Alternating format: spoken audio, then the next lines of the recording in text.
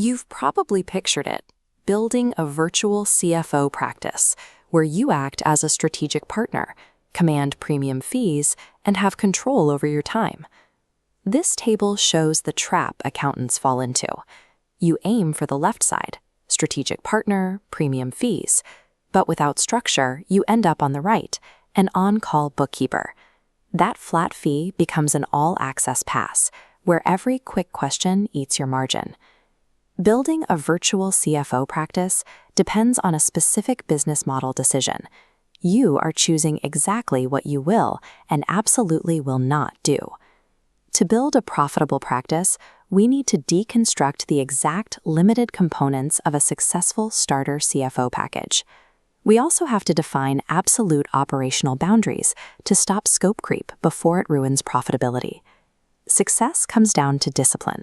You must commit to strictly defined high-value work rather than attempting to be a client's everything finance employee. A profitable starter offer is restricted by design.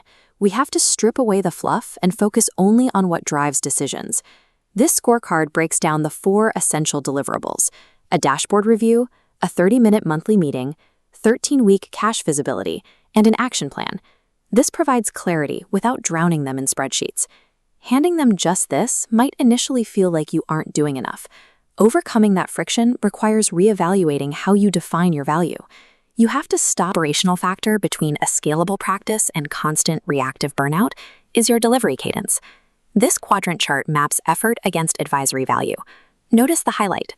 For starter packages, a strict monthly rhythm is your absolute default.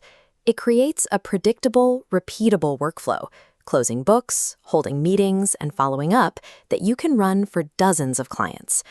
The trade-off here is that you must actively turn down client requests for weekly check-ins at this base tier. Rejecting requests for quick, on-demand analysis protects the profitability of the monthly structure. If a client needs higher-touch support, that requires moving to a premium, weekly tier. You might face some initial pushback when enforcing this rhythm, but defending your time is necessary for your firm's survival. A firm monthly cadence transforms your advisory work from a reactive, chaotic scramble into a systemized, high-margin asset. Another major trap is the bundled model. Throwing bookkeeping, tax, and advisory tasks into one open-ended contract dilutes the perceived value of your highest-level work. This flowchart illustrates the service line split. Every client need falls into 4 branches: bookkeeping, tax, implementation, and strategic advisory. You must explicitly decouple mechanical work from the CFO advisory package in the client's mind. The main financial outcome of this split is pricing power. When you isolate the strategic advisory work, you can charge a premium for the decision support it provides. Separating these lines removes confusion.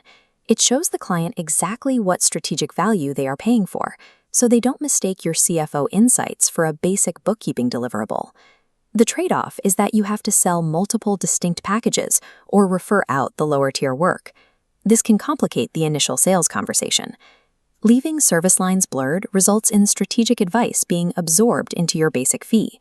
You find yourself providing high-level direction without any corresponding compensation.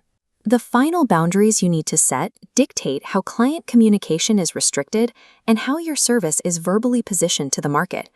Look at this text graphic. Using task-based language, selling variance analysis and P&L PEP makes you sound like an expense.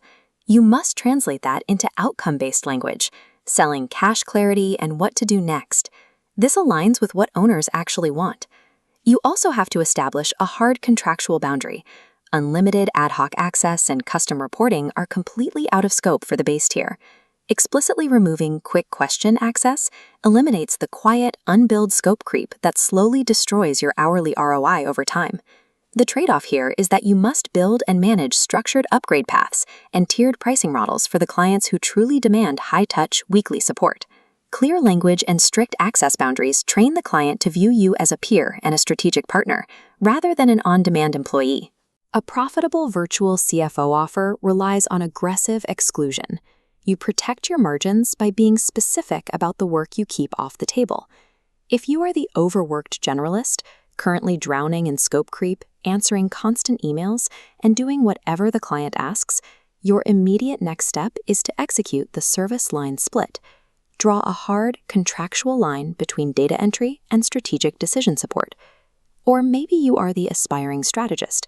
You have the financial skills, but you struggle to justify premium pricing to your clients. Your immediate next step is to audit your sales language. Stop selling spreadsheet updates and start selling outcome-focused results like cash clarity. Authority in the financial space is never earned by simply doing every random task a client throws at you. True virtual CFO authority is earned by providing clear boundaries, concise financial interpretation, and calm, structured guidance.